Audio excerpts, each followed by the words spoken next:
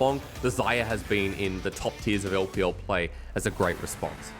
No, we've actually only seen Huanfeng play this champion once. He didn't even find a win on it, but my eyes are looking towards that Udyr, where SofM is at 100% win rate, has a 7.3 KDA on it, so doing extremely well. And yep, expected first rotation out for the side of Suning.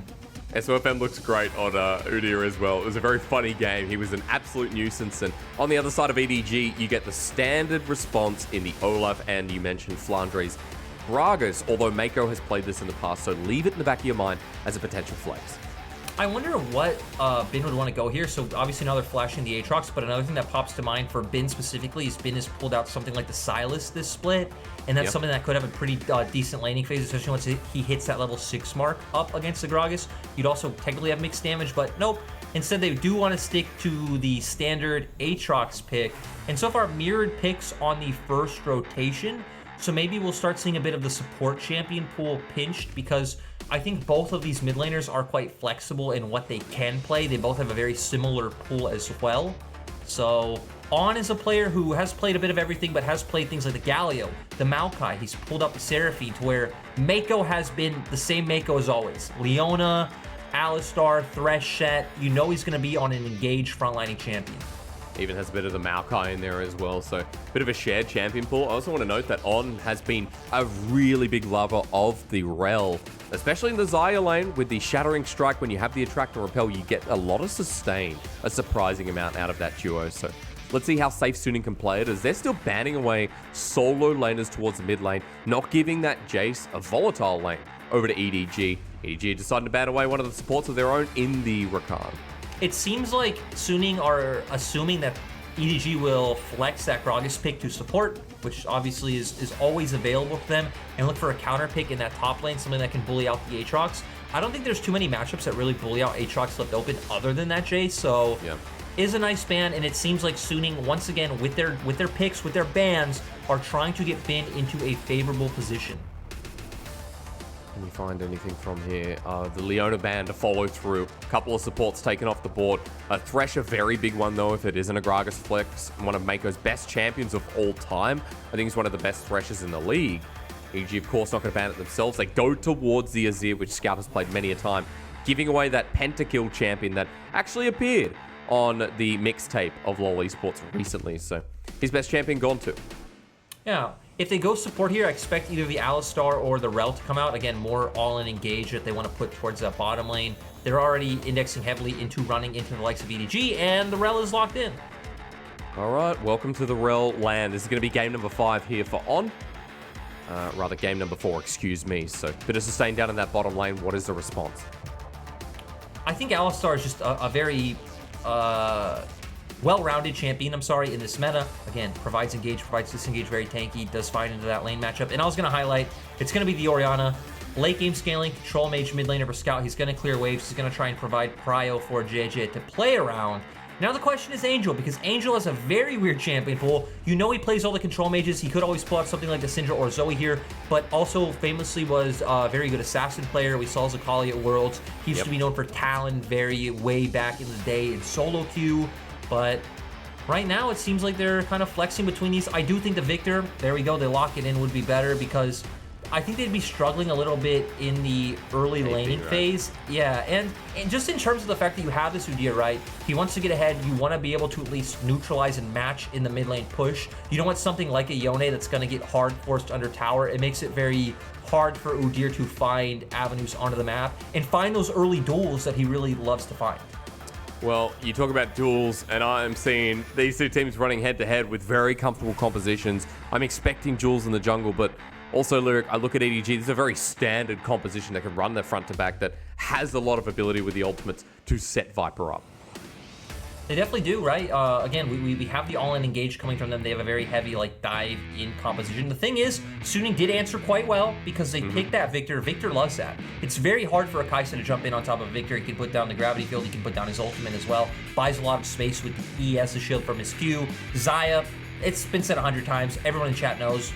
Xayah does fine against Kaisa in these team fights. You want to use your ultimate to kite out her engage. You want to then kite back with your feathers, use that CC. So Suning looking to be the ones playing from range, looking to, again, kite out the engage coming from EDG. EDG looking for all the opportunities they can to be the ones to go in these fights. EDG, the team that are 6-0, folks. They're 12-2 individually in game score, excuse me. They've dropped 2 games this split. They are on a roll. They are the most dominating team right now in the LPL, and it feels like 2016 summer. When we had Deft on this roster, when they played towards bot, when Mouse was a facilitating angle, this is the EDG you see 5 years later that are facilitating a very similar role. Suning have lost Sword Art. They've lost their voice, but they haven't lost their direction. They're 3-3 sitting neck and neck with JDG, and a win here could take EDG off the pedestal and throw Suning back on. As we welcome you towards the Chinese New Year weekend, we're heading towards that holiday very, very quickly. The final weekend of LPL before we take a 2-week break. Welcome to Summoner's Rift. EDG and Suning, a matchup that we have been waiting for. One that should deliver as EDG go for a bit of an invade there. SofM spotted out, tagged away, and we'll just give Scout 25 of the mana flow band. I do want to say, even though we are adding a lot of contrast to 2016, I don't feel like this EDG team, even in terms of their wins, is exactly the same. Old EDG was completely dominating the LPL, far and away the best team in it, to where this EDG, let's be honest, they've had some messy wins. They've obviously only won, but they have dropped a few games, dropped to OMG, dropped to FPX, should have dropped to V5 in that first game. It hasn't been quite as pristine, but at the same time, this is still a new roster coming together, and it will take time to mesh, especially when you're adding in those languages. Despite the fact that in interviews, EDG have said Viper does speak very well Chinese right now. Let's remember, he has just started learning. They've also said he doesn't really contribute much in comms. There's still probably a bit of a way to go for the likes of EDG. Remember that it took Scout a couple of years, right? You know, Scout is the other import on this squad. Another reason why, you know, we've got Scout standing by in the roster, excuse me. I was just kind of trying to think, like, how many years exactly since Scout came on the roster? Of course, since 2016. This is his 5th year in the LPL. And Scout's been a high-class mid laner for quite a while. A pretty standard laning phase to start us off. Trading already in the bottom lane, but my thoughts are towards the junglers on opposite sides of the map that are going to be transitioning and moving to different avenues of lanes. I mean, right, we're just seeing both junglers will clear. This is completely expected at this point. Both these junglers do clear so fast. Just want to get the full rotation out from their jungle, as Meiko just looking for a bit of a trade. So EDG having prio, and yeah, both junglers just getting towards the side where they can safely guarantee their scuttle crab, right? I doubt we should be able to see any kind of gank in the top side. It does look like Finn got the crash, so potentially you can angle for a red into Krug, into Scuttle, and then if you're still on that side of the map while the wave is pushing into Bin, you can get off a gank on top, but probably will just be a reset coming out from SofM and then once again cycling through your camps. And especially with SofM, we already talked about it, right? You know, the Udyr pick, wonder why it suits him so well, is that SofM is not that ganking jungler. You play around SofM, you play around his aggression and how he invades the enemy map. Rather than expect him to come in and consistently play towards mid, play towards top side. And surprisingly, we're actually not seeing Bin allow the bounce back to come through. He's just continuing to shove in the wave, so just giving more room for SofM to get the scuttle, and that would signal to me that they don't want to look for any shenanigans around the top side. And for Jiejie, he's completely fine with that. He's fine to just trade scuttles when, again, your clear is slightly slower, as we do see that SofM, I'm sorry, he's looking for his recall while Jiejie is still just starting the Scuttle Crab. And yeah, this is going to be a bit of a slower paced game. There's no very obvious angles for either team to look to play through. Unless bot overextends and they've found on. He has to flash, but you're waiting for the trample. Ferromancy Crashdown gets him out. The Blade Caller, great from Huanfeng to save his support. And EDG hit the angle hard. Like you said, just a bit overextended in my opinion, because they know Jiejie's in the bottom half of the map. SofM did top crab. SofM was on his way down now. Could have positioned a bit further back. Looks like they do cancel Meiko though. And yep, sitting on a 1. Just gonna get the Q, which is of course gonna give him and Huanfeng the heal. And yeah, now again, it's just we're back to cycling through our camps. I think bot lane is definitely the point of aggression for both teams. It's where the easy CC setup is. Either jungle can look mid, but I think at most you're just gonna end up burning a flash. It'd be very hard with these very low burst mid laners early on in the game to be able to guarantee any kind of kills. And then top's just going to continue to be this. Aatrox going to push in the Gragas. Gragas not having any windows Maybe at level 6, Flandre can look for an outplay with like a flash body slam into cask under turret sort of play, but early on, he's just going to be taking the punishment.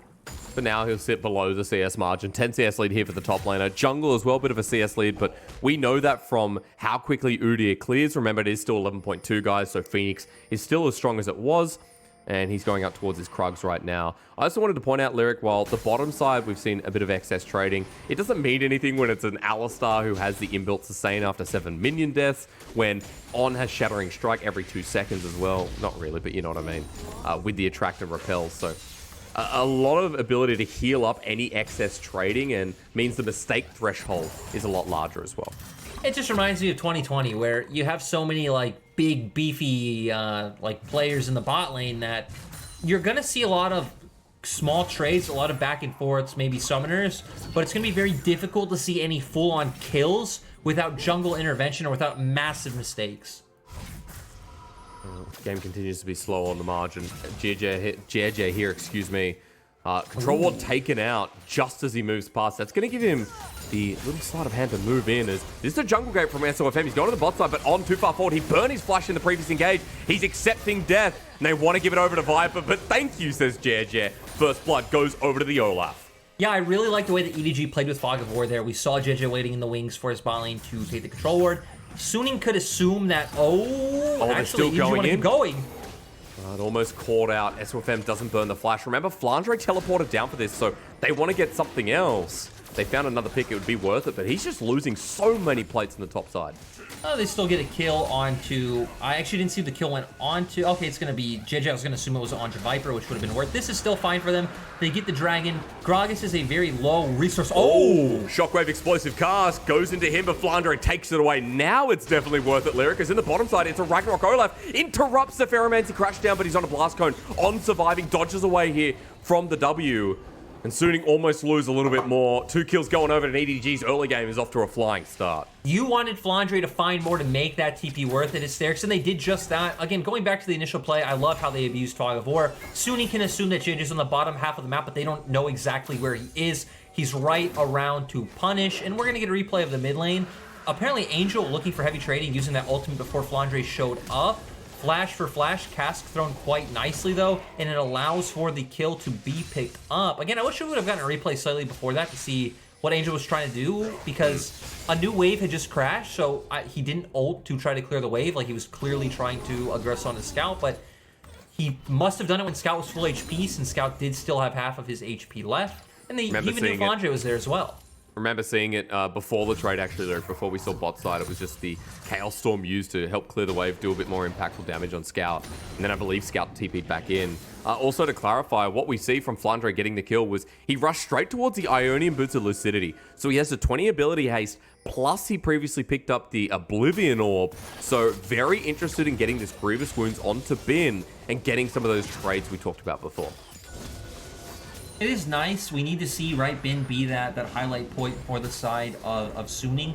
They should be looking to take this Rift Herald at any time. Their bot lane even just got off a reset if they want to start looking for that one right now. But at the same time, they're not at the strongest point of power. Oblivion Orb coming out for Flandre, so going to have some Grievous Wounds to deal with Bin in this lane. If an early trade did break out on top side, it would be quite rough. Oh, actually, I'm sorry. Also, it was EDG's bot lane that recalled, not Suning, so... Yep. Suning not having the ability to go for that. We can also just in this small point of window of I guess lulsativity.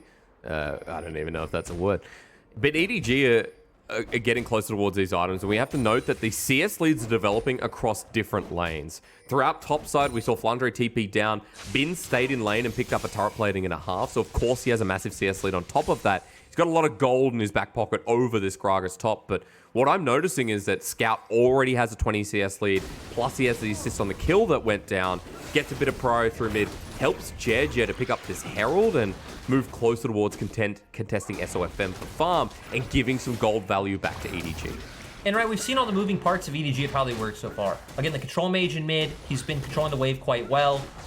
Aggression on bot side, trying to set Viper and Meiko up for success. And then the thing I love most about EDG is how they have all their parts moving around the map working in tandem. We've seen Flandre affect the map early on with both his play in bot and play in mid. We see EDG use their prio bot to head up towards top side to guarantee that Rift Herald for the likes of Jiejie. And it just feels like Suning are very much shut out for early game options. And they're at the point where they just need to elect a, hey, we're just going to scale. We're going to wait for those later dragons. We're going to try to need to get set up. And again, we have the Xayah, we have the Viktor. We want them to walk into us. The thing that's awkward about that is Udyr doesn't really serve any role in that sort of composition. He has to hold his flash and then, I guess, hit anyone who tries to escape after the fact. So, you're right. There's some weird tandomness with SofM.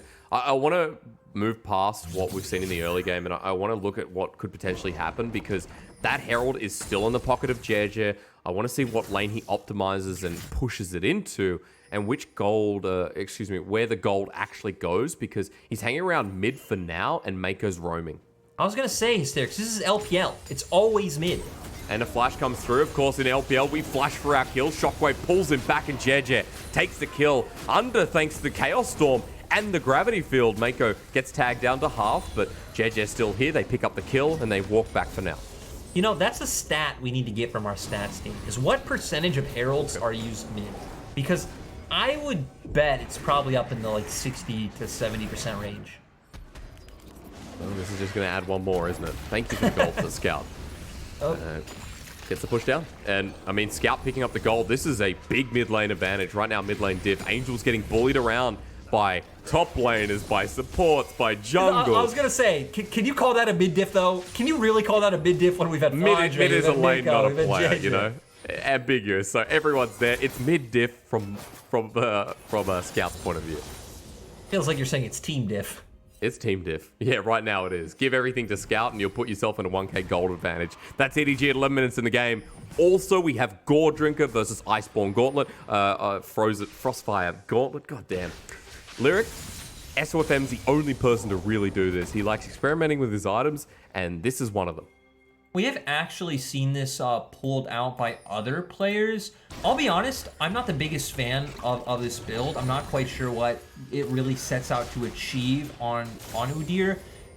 It makes sense you're not going for the Turbo Chem Tank in this build when we've highlighted he's not really the one running people down. I guess with the Frostfire Gauntlet, you can be kind of using your autos to try to slow the engage coming out from the likes of Meiko, Flandre, or if Viper does ult onto the backline, but... Okay, teleport used as Dragon's going down. Flandre just wants to capture the wave, but SofM's up here, waiting for the barrel to do the most damage as Explosive Cast deters the play. SofM bopped against the wall. I think he could die here, Lyric. He has to walk away. Flandre's still low, and Bin wants the final touches. He's waiting, but the wave's gone. Has to back away. Scout TPs for the kill. Now Bin is on the wrong side of Summoner's Rift, and it's Scout versus him with no World Ender, but a Shockwave at the ready. Bin over the wall, Flandre there, body slam, waiting for that Shockwave. He gets pulled on in, and for Suning to pull the play back, Angel needs to come on in. Over the wall, Bin follows, but he goes to his death, and Scout picks up another one for EDG. It's a 5-0 start. Amazing play coming out from Flandre and Scout. Hysterics, at this point, I'm starting to think that, you know, people in chat should take a drink whenever I talk about how hard it is to dive Gragas, and you shouldn't do it. Drink of water, of course, I mean, family-friendly broadcast. I'm about to say they're going to overdose at 25 minutes into the game. That's what I was going to say.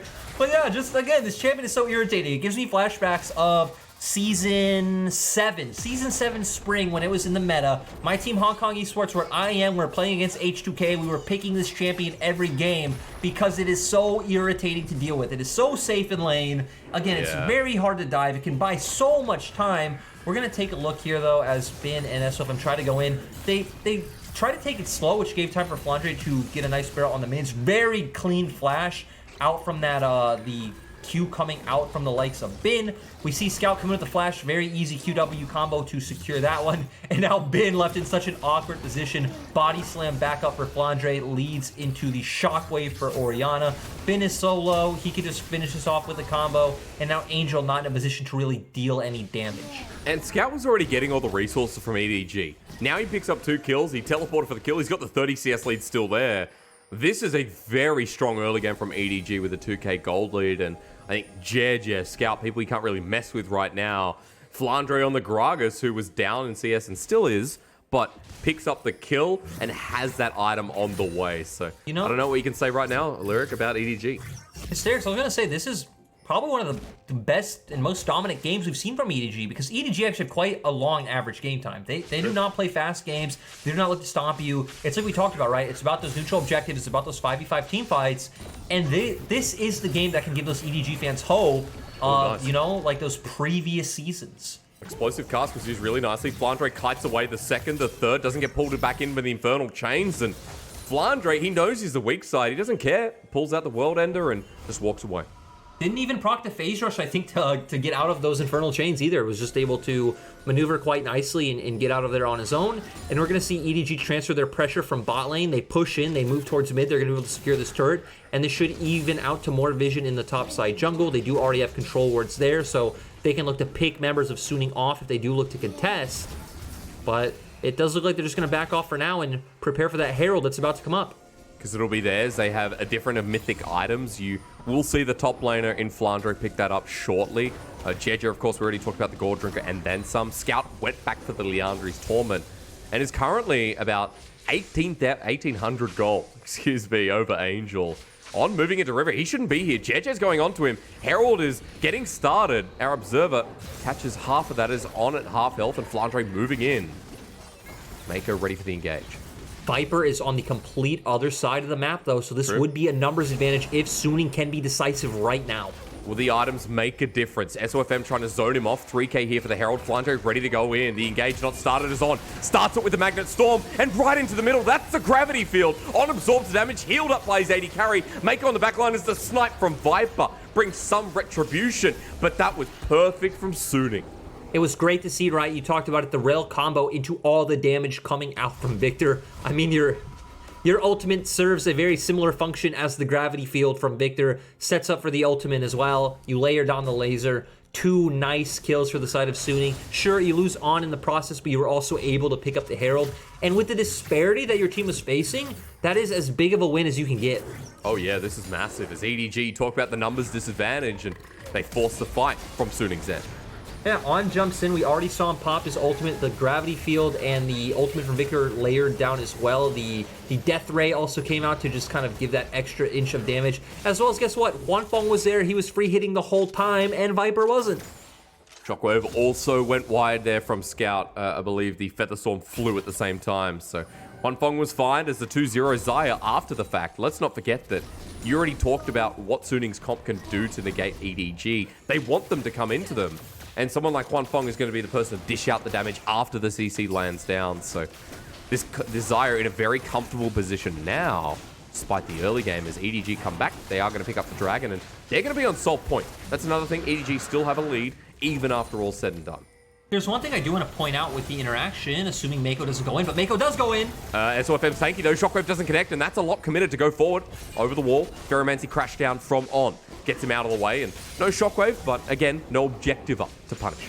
Even when we think about Huanfeng's safety with the Featherstorm, the annoying thing is there's a lot of things you actually need to keep your eye on. And EDG can actually just layer their CC, obviously, at different times to try to bait out that ability, right? Alistar engage, Gragas body slam, Gragas cask, Shockwave, Kaisa then being set up to follow in with their killer instinct. Like, you aren't able to... It's going to be very hard figuring out a correct time to use your Featherstorm when there are so many different ways that EDG have to force that ability out. Every single ultimate, rather, every single signature ability, I should say, feels like it can impact that ultimate. So Huanfeng's going to be a hard game ahead. I want to reiterate while you were talking there. Herald was placed down in the mid lane. It didn't actually get the charge. That Herald was kind of lousy. I don't know if it was timing out from SofM's end, but I don't think it was really at that time. Watch your language. Lousy. I said the L word. We don't say that here. What would you say? Crap? Bad? Meager? This broadcast is getting too toxic, sir. Lousy. I'm sorry. It's just a word I've never used. I feel like I'm in I Brooklyn would say or something. it wasn't the keenest Herald in your words. I'm not even sure. Keenest? Yeah. Okay. Like, not keen on it. You weren't keen on the Herald. Okay, exactly. Right. I don't know if that's the correct way to like change that word, but that's all right. You know, we're trying to learn Mandarin at the same time trying to learn English as well. So that's the best part about the LPL English broadcast. There's a lot of Portuguese words I can throw out there to describe it, but again, maybe not broadcast friendly. Naughty Portuguese words, so let's hold on that one. English aside, and as we're kind of learning our baby steps, I want to point back to what we're seeing in the bottom of our screen. We've got a gold lead there for Scout over Angel. That's still about 2,000 gold with kills acquired. Bottom lane's even. Top lane is more even than you'd expect, but Bin still gets a solo turret, the first turret of Suning's game 1, and pulls to about 600-700 gold in his favor. So it's a bit neck and neck in some areas, but mid right now is making the difference on the scoreboard as we now turn over to 20 minutes in the game. I also love that we see Flandre going for a full damage build, bringing out the Night Harvester as well. So he's going full AP. He's now going to be an explosive force in these team fights. The problem is, he's not going to be that tanky. He should get bursted out quite easily by the members of Suning. He's going for deep wards here. SofM just pulling back. We've got 2 minutes till Dragon comes up. And that Dragon's going to be a Cloud Dragon. EDG pushing down the turret as they find an opening. It's going to be turret number 2. And gold moves back to close to the 3k. As we saw before. Excuse me. But I noticed that Scout has his second item, the Archangel Staff, just about to turn into Seraph's Embrace. It's going to be very strong 2-item Orianna in the face of the Baron, the Dragon Soul in a minute 45. EDG have a lot of tools as well with the Night Harvester. And, you know, Lyric, I was talking to you before, EDG's comp wants to go in, and with the item advantage, it does feel like it's a little easier to maybe execute this comp. That's the thing. I feel like EDG just have too many tools with what they are able to do. And sure, Suning can theoretically play out through side lanes with Aatrox, but Aatrox isn't a champion that's going to be able to reliably hit turrets in the side lane. Maybe he can hit that that bottom side outer turret, but he won't be able to take an inner turret. He won't be able to take an inhibitor. So it's still going to be about pushing and roaming for him. It's going to be about him trying to disrupt the backline of EDG, or even, I'd say more so, trying to peel for the likes of Angel and Huanfeng. Yeah. Because if he does get onto Viper, Viper can always just ult out. He can always just ult forward and try and be in line with where Meiko, Flandre, and Jiejie are. So Bin's only real target in the backline would actually be Scout. I like that you highlight Bin, especially with the person that has one of the bigger leads alongside Huanfeng. That flanking angle for an Aatrox is great. He does have flash as well. He has the teleport in hand. So you can see sitting around the bottom side, not really worried about where the fight starts out. A lot of these side laners are just pulling out the waves and waiting. As SofM walks over a control ward, Flandre is out of there. He has Night Harvester, so waiting to body slam, gets the movement speed, and Explosive Cask is now down. 25 seconds till Dragon. It has a moderately low cooldown though, Lyric. So we'll see if it's up before the fight. Remember, he has Night Harvester, he has Phase Rush, he's a ton of movement speed just between those as well. The Body Slam provides him distance, he has Flash, but we do have Dragon coming up right now, and right now EDG are the ones with full control. Flandre just tracking, look at that. Sneaky Gragas in the bush. Viper pushing out the mid wave, Dragon is now live, and this is Soul for EDG. Suning have been pushed back into the mid wave, and EDG now group up as 5. I'm kind of surprised we don't just see Jiejie start that while the rest of EDG try to zone the members out from River, because it's very hard for Suning to walk in, as SofM just runs right past them, actually. He's got the movement speed, God. He doesn't care. It's not he has to run out. He has to run out right away, though, Hysterics. He's thinking about it, though. That's the biggest thing. He's like, do I go in? Do I go out? We got a Cloud Rift, so he's using the movement speed quite well. Bin's the only person here, and EDG are now finally going to start it, pulling the Dragon out, but Scuttle gives vision over to Suning. Yeah, we need to keep our eyes on both Angel and Huanfeng. If they can be left untouched, as they just give it up, huh? Okay. Well, thank you for the soul, says EDG. We'll work towards the Elder, and I guess Suning think of the scaling and the way the comps work as it's fine to give this up. It's not something like an Ocean Soul, and the comps are still going to work moderately the same. I'll be honest, I feel like scaling in the game does transcend the actual soul itself. Like, I guess if you're playing perfectly, right, you should be able to take advantage of an Infernal, a Mountain, an Ocean, maybe even a Cloud, and be able to tangibly close out a game. But still, the likes of a Viktor, the likes of a Xayah, if they hit those item breakpoints, if they're able to hold on long enough to take that Elder fight, it should be fine. The problem is, though, your Viktor's only on 1.5 items. Your Viktor is nowhere close to a point where he feels like he'll be able to outdamage Scout, who is already at that Seraphs like you talked about. Sure, Huanfeng is strong, so he could be a massive force, but it still feels like EDG have way too much control, and it's like what was said in the pregame. Whoever can get a good position first is going to win these team fights, and EDG always have control of mid-wave.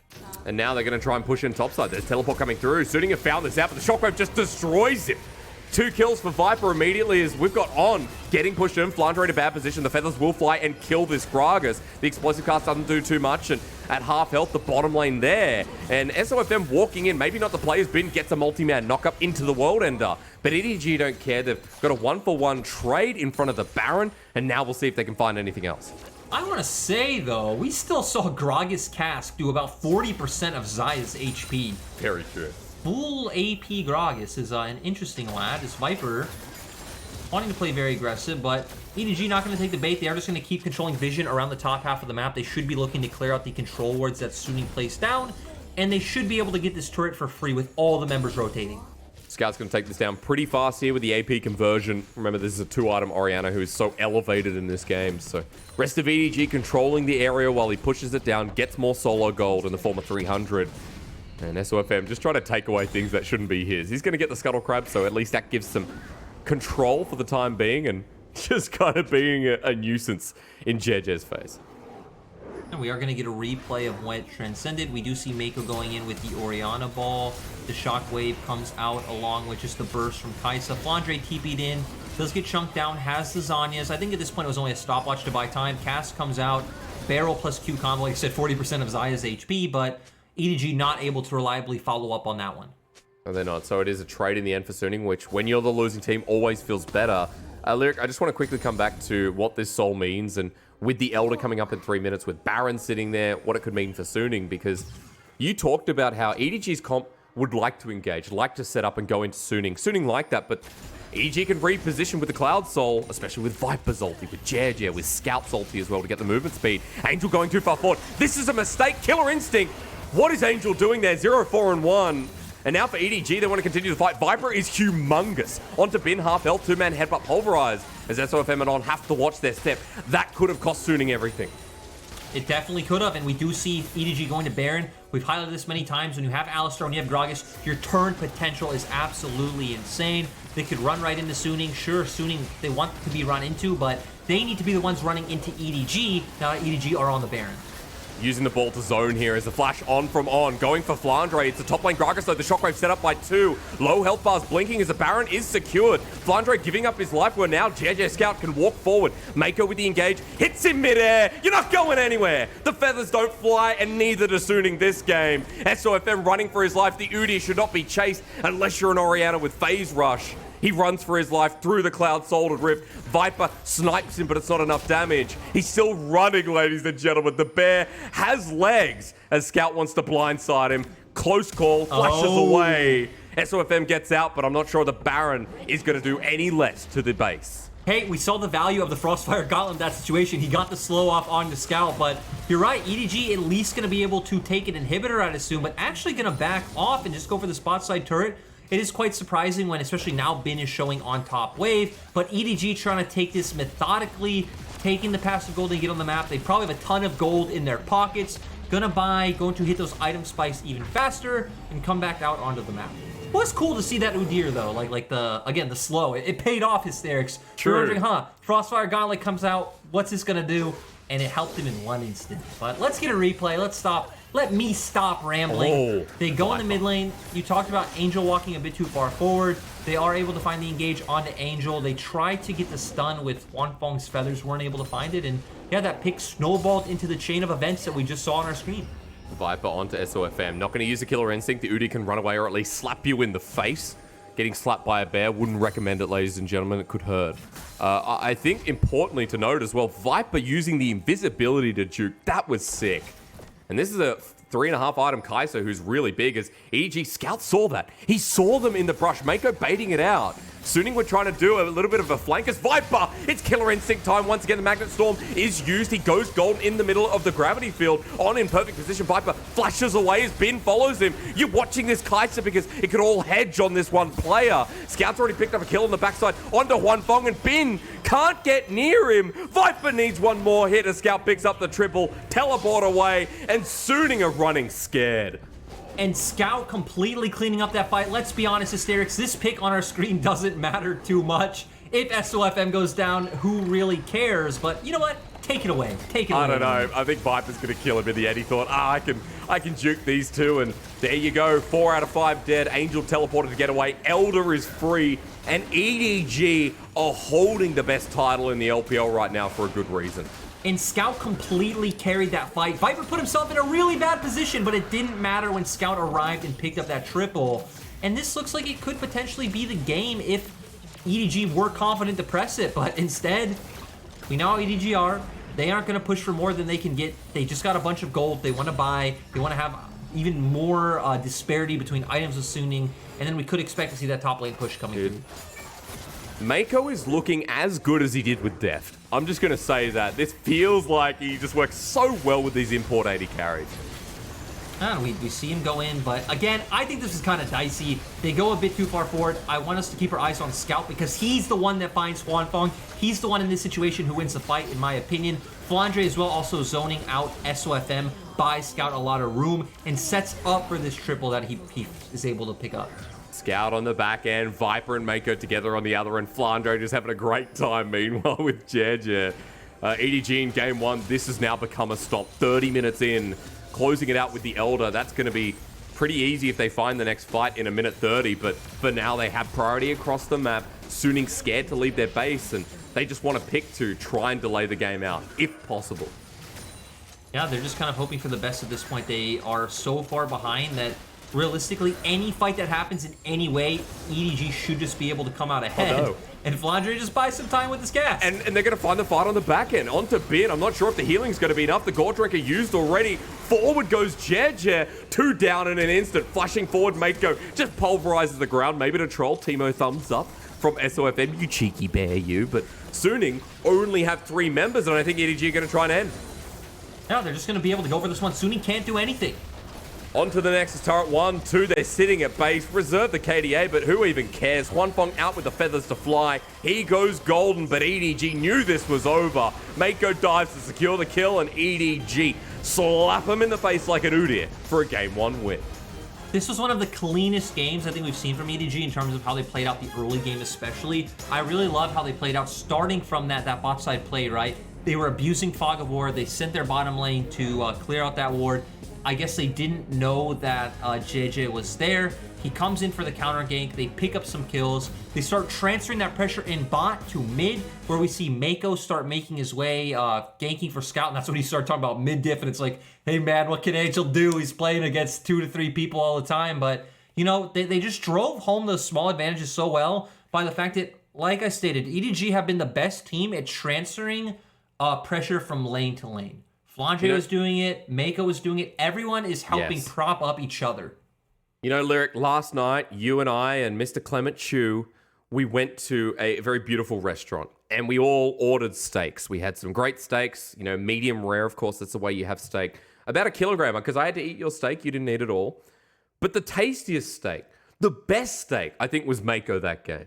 That Alistar was one of the best I've seen from him this split. I think he feels revitalized, a word I'm saying a lot in the LPL split. That's the steak I want. And there is nothing beating what we just saw from EDG. And yeah, we're a little hyped. I'm a little hyped especially. I haven't cast many EDG, but it's being apparent to me why this team is sitting undefeated in the standings with 2 individual game losses. EDG like that have the coordination and the shot calling, a strong voice, leads to this. That's the thing, right? Because we saw, I think the team play is what won EDG this game. But for me, the member I want to highlight is also just moving over to Scout. Not only because of us seeing this damage graph, but even in that last fight, right?